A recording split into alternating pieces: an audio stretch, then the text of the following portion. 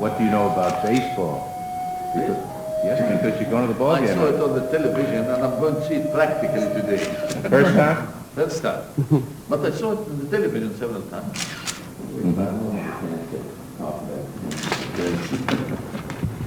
Enjoyed it. It doesn't get you. I know that President Bush was a captain of a team. Good field out there. Yes. I think Who's it's gonna win fair the enough to pennant? tell you that we know something about the game. Mr. President, who's going to win the pennant this year? Mr. President, no, you. The former captain. Next to your left, please.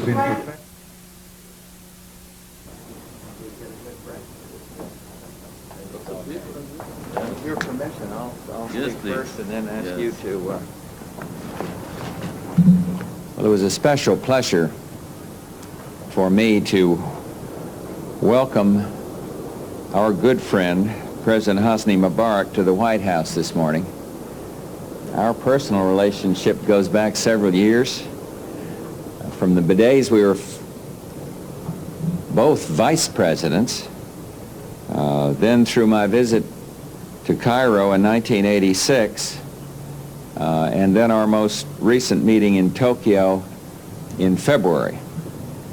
I am glad for this early opportunity to discuss with President Mubarak the vital interest of my administration in moving the peace process forward. Egypt's pivotal role in the Middle East and our strong bilateral partnership remain key to achieving that goal. President Mubarak's visit is particularly timely. For over 15 years, Egypt has been our partner in the peace process, and 10 years ago, Egypt and Israel signed their historic Treaty of Peace. Egypt's continued commitment to expanding that peace is a source of great encouragement for all of us who seek a comprehensive resolution to the Arab-Israeli conflict. The reemergence of Egypt as a respected leader of the Arab world attests to President Mubarak's statesmanship and ability, as well as to Egypt's wisdom in pursuing the path of peace. In our discussions, we spent a considerable amount of time talking about the Middle East peace process. We share a sense of urgency to move toward a comprehensive settlement through direct negotiations. 10 years of peace between Egypt and Israel demonstrate that peace works. And it can work for Israelis and Palestinians as well. There's a need now for creativity, demonstrable commitment, and the application of sound principles. Creativity in order to look again at old problems and then devise imaginative ways of solving them. Commitment to face the challenges and risks of making peace rather than throwing up our hands and giving up. And adherence to sound principles like the United Nations Security Council resolutions 242 and 338. A new atmosphere must be created where Israelis and Arabs feel each other's willingness to compromise so that both sides can win. Violence can give way to dialogue once both sides understand that the dialogue will offer political gain. Egypt and the United States share the goals of security for Israel, the end of the occupation, and achievement of Palestinian political rights. These are the promises held out by a sustained commitment to a negotiated settlement, towards which a properly structured international conference could play a useful role at an appropriate time. We also had a chance to review some important elements of our own bilateral relationship. They've been sealed at the highest levels, these special ties that we have with Egypt. They're forged by the global imperatives of peace, stability, and development in the region. They are strong and flexible, reaffirmed by every administration, and resilient to withstand turbulent times for the region and for the world. President Mubarak enjoys our full support as he implements courageous reform measures to strengthen Egypt's economy for future generations. And under the inspired stewardship of President Mubarak, Egypt has grown in stature and in strength, and we in the United States welcome this development. We are proud of our partnership with Egypt, and I look forward to working closely with President Mubarak in carrying out our common vision of peace, stability, and development in the Middle East. Mr. President? Thank you, sir.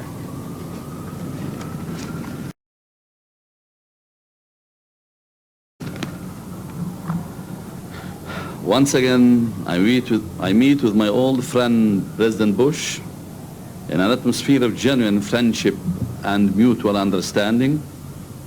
I have known the President for many years, and I have always found him a man of honor and commitment.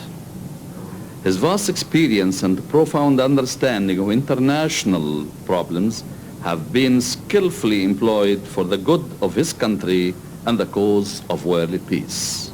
Today, we discussed a wide range of issues of common concern.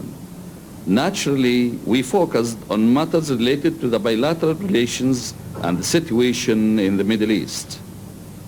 I'm happy to say that we concluded this round of talks with a note of optimism and hope.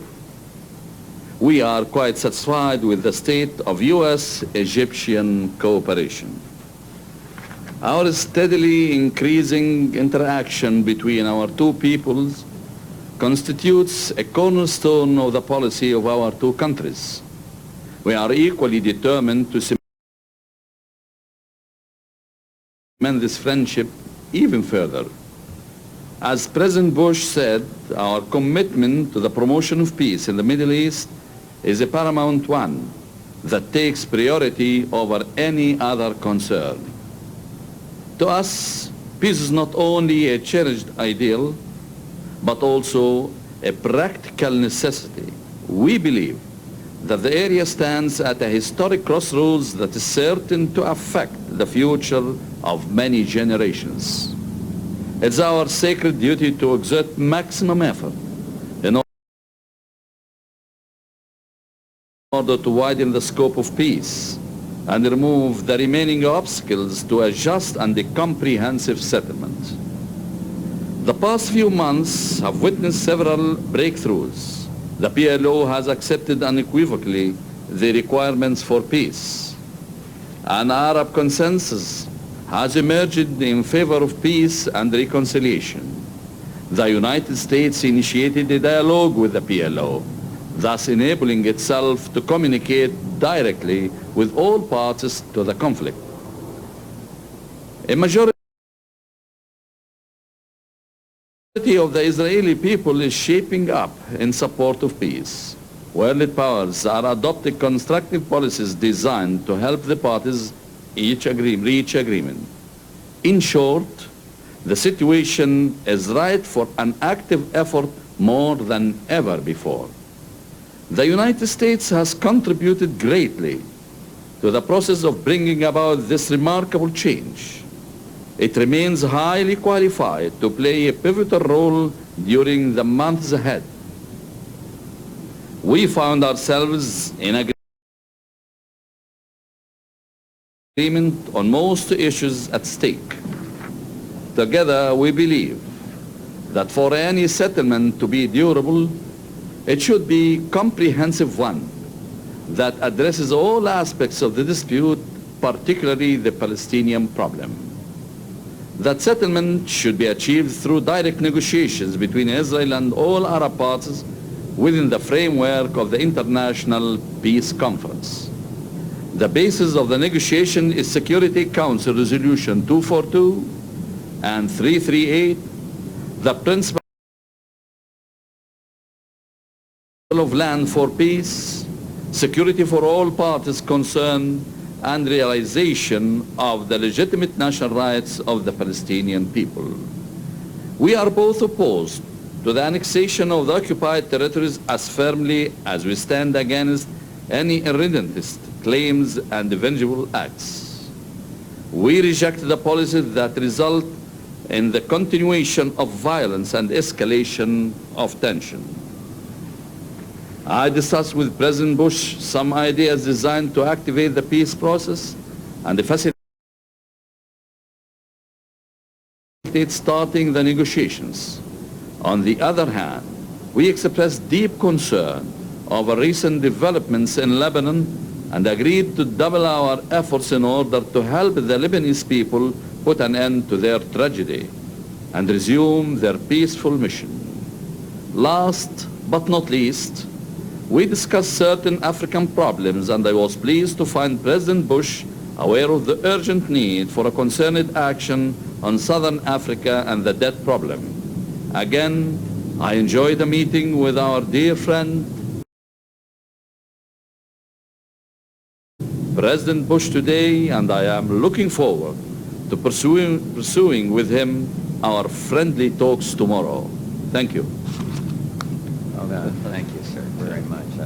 Now we got the sunlight.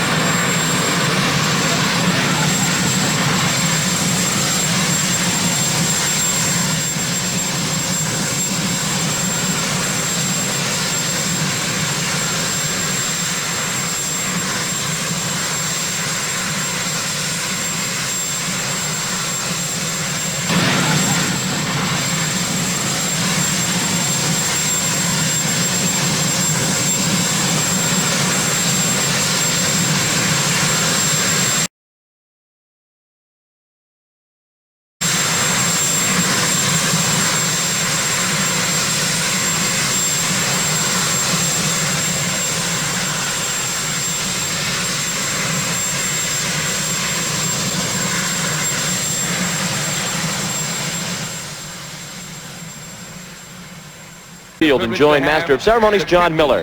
Of the 1948 Yale University baseball team.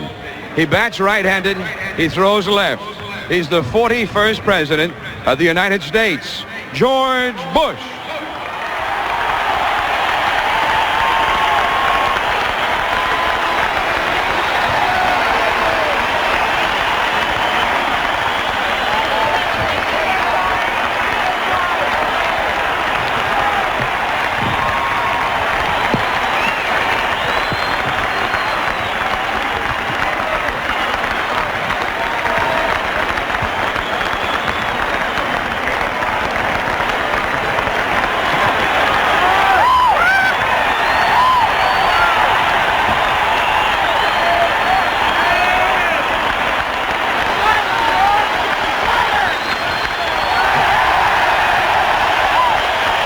Glove that the president had on may well be the one he used in his college days at first base.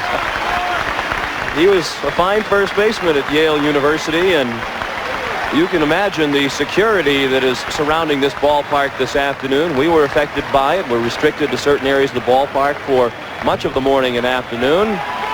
And President Bush very warmly received by this sellout crowd of more than 50,000 here at Memorial Stadium in Baltimore. A lot of times the people who throw out the first ball won't go all the way to the top of the mound. They want to shorten the throw, but the president wasn't bashful, and Mickey Tettleton had the honor of catching the first ball of the season.